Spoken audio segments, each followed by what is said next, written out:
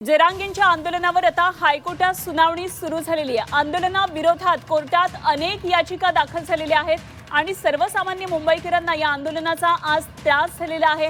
हायकोर्टात महाधिवक्त्यांची ही माहिती आहे आणि त्यामुळे हायकोर्टातल्या या सुनावणीकडे आता लक्ष लागलेलं आहे। जरांगेंच्या आंदोलनावर हायकोर्टामध्ये सुनावणी सुरू आहे।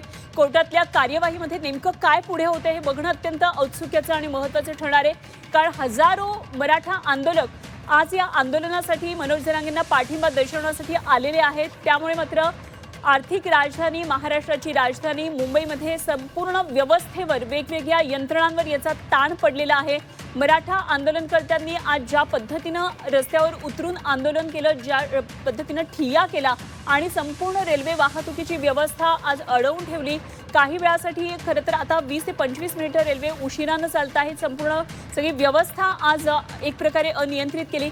त्यामुळे हायकोर्टामध्ये सगळं कसं मांडलं जाते बघणं महत्त्वाचं ठरणार आहे। तर आमचे प्रतिनिधी महेश बागल सध्या आपल्या बरोबर आहेत, जाणून घेऊया काय नेमकी त्यांच्याकडे आणखी तपशील आहे। महेश, हायकोर्टामध्ये या याचिकेवर सुनावणी आता सुरू झाली आहे, काय तपशील आहे? नक्कीच मराठा आरक्षणासाठी मनोज जरांगे पाटील यांचं मुंबईतल्या आझाद मैदानात उपोषण सुरू आहे आणि अशातच याच्या विरोधात मुंबई उच्च न्यायालयामध्ये याचिका दाखल करण्यात आलेली आहे। या अगोदर जी याचिका दाखल करण्यात आली होती त्या याचिकेवर 9 सप्टेंबर रोजी सुनावणी होणार होती। मात्र गेल्या 4 दिवसापासून मुंबई शहरामध्ये आंदोलनाची जी तीव्रता आहे ती वाढत चाललेली आहे आणि त्याचा परिणाम मुंबईच्या जनजीवनावर होत असल्यामुळे एमई फाउंडेशन कडून मुंबई उच्च न्यायालयामध्ये याचिका दाखल करण्यात आलेली होती आणि या याचिकेच्या माध्यमातून सध्या हे सुरू असलेलं जे आंदोलन आहे ते बेकायदेशीर असल्याचा दावा करण्यात आलेला आहे। हॉलिडेज कोर्ट जे आहे ते याच्यावर सुनावणी करत आहे, कारण गणपतीच्या सुट्ट्या कोर्टाला लागल्या होत्या। मात्र मुंबईतली परिस्थिती पाहता तातडीने ही याचिका दाखल करण्यात आली आणि त्यावर आता सुनावणी सुरू करण्यात आलेली आहे। मुंबई उच्च न्यायालयाचे न्यायमूर्ती घुगे यांच्या समोर ही याचिका आता सुनावणीस आलेल्या आहे आणि या सुनावणीच्या माध्यमातून महाराष्ट्र शासनाचे महाधिवक्ता जे आहेत त्यांच्याकडून बाजू मांडण्यात आलेली आहे। त्याचप्रमाणे एमई फाउंडेशन कडून बाजू मांडण्यात आलेली आहे।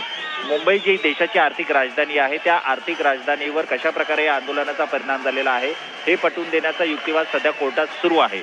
दुसरीकडे या दरम्यान कोर्टाने काही अटी ज्या ठेवलेल्या होत्या, पोलिसांकडून ठेवण्यात आलेल्या अटी होत्या, त्याच्याबद्दल माहिती मागवलेली होती। त्याच्यामध्ये सांगण्यात आलेलं आहे की आंदोलनास एका वेळी फक्त एका दिवसाची परवानगी देण्यात आलेली होती, असं जे याचिकाकर्ते आहेत त्यांच्याकडून सांगण्यात येते। त्याबरोबरच आंदोलनात केवळ 5000 लोकांचा सहभाग होऊ शकतो, मात्र त्या नियमाचं उल्लंघन करण्यात आलेलं आहे असं सांगण्यात आलेलं आहे। आझाद मैदानासाठी 7000 चौरस मीटर जागा राखीव असून इतक्या लोकांना सामावून घेण्याची त्याची क्षमता आहे, त्यामुळे 5000 नागरिकच त्यामध्ये आंदोलनात सामील होऊ शकतं असं सांगण्यात आलेलं होतं। आंदोलनाच्या वेळी कुठलाही मोर्चा काढता येणार नाही ही अट घालण्यात आली होती, मात्र त्याचं पूर्णपणे उल्लंघन करण्यात आलेलं आहे अशा याचिकेत मांडण्यात आलेलं आहे। परवानगी घेतल्याशिवाय ध्वनिक्षेपक, सार्वजनिक प्रचार यंत्रणा किंवा गोंगाट करणारी उपकरणं यांचा वापर करता येणार नाही अशी अट घालण्यात आली होती, मात्र त्याचंही उल्लंघन या आंदोलनात करण्यात आल्याचा दावा करण्यात आलेला आहे। एवढंच नाही तर मुंबईच्या या परिसरामध्ये म्हणजे आझाद मैदानाच्या बाहेर आणि आझाद मैदानात त्याचप्रमाणे फोर्ट, मरीन ड्राईव्ह आणि संपूर्ण साऊथ मुंबईचा जो पॉश परिसर आहे किंवा जिथे ऍडमिनिस्ट्रेशनची महत्वाची कामं होतात त्या ठिकाणी जागेत स्वयंपाक करणं, कचरा टाकणं अशा प्रकारच्या गोष्टी घडत असल्यामुळे एकंदरीत सार्वजनिक आरोग्यावर याचा परिणाम झाल्याचा या दावा या याचिकेमध्ये करण्यात आलेला आहे। आंदोलनाच्या काळामध्ये गणेशोत्सव सुरू असल्यामुळे वाहतुकीला अडथळा तर होतोच आहे, मात्र याचा सगळ्यात मोठा त्रास हा नागरिकांना होत आहे आणि धार्मिक भावना दुखावणारे वर्तन केलं जाईल अशी आशंका किंवा अशी भीती सुद्धा या याचिकेतून वर्तवण्यात आलेली आहे। तर एकंदरीत पाहता लहान मुलं, गरोदर स्त्रिया, वृद्धांना सहभागी करता येऊ नये अशी अट घातलेली आहे। मात्र जसे जसे दिवस वाढत चाललेले आहेत तसे तशी या आंदोलनाची तीव्रता वाढत चालली आहे, त्याचं स्वरूप सुद्धा बदलत चाललेला असल्याचा दावा या याचिकेमध्ये करण्यात आलेला आहे। आणखीन एक मुद्दा आज मांडण्यात आलेला होता, तो म्हणजे जो साऊथ मुंबईचा महत्वाचा परिसर आहे, नरिमन पॉइंट, कुलाबा, मंत्रालय सारख्या परिसरामध्ये ज्या बेस्ट बसेस आहेत, ज्या नागरिकांसाठी फार महत्वाच्या असतात, त्या पूर्णपणे बंद करण्यात आल्या असल्याचा दावा या याचिकेत केलेला आहे।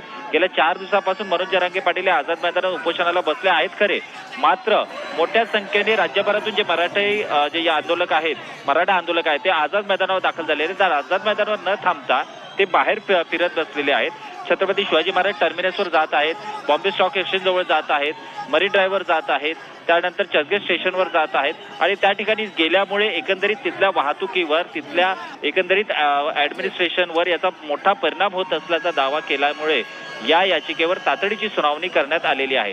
आता बघण्यासारखं हे असणार आहे की या याचिकेवर कशा प्रकारे महाराष्ट्र राज्य सरकार जे आहे ते आपली भूमिका मांडतंय, एमई फाउंडेशन कडून कशी भूमिका मांडली जाते ते पाहण्यासारखं असणार आहे. आणि या आंदोलनाला सुरुवातीपासूनच विरोध करणारे गुणरत्न सदावर्ते हे सुद्धा युक्तिवादासाठी आता कोर्टात दाखल आहेत. ते कशा प्रकारे त्यांचा युक्तिवाद ठेवतात, त्यांच्या गोष्टी ते कशा प्रकारे कोर्टासमोर मांडतात आहे हे पाहण्यासारखं असणार आहे. ठीक आहे, जरूर या गोष्टीवर लक्ष ठेवून राहा महेश. धन्यवाद दिलेल्या माहितीसाठी.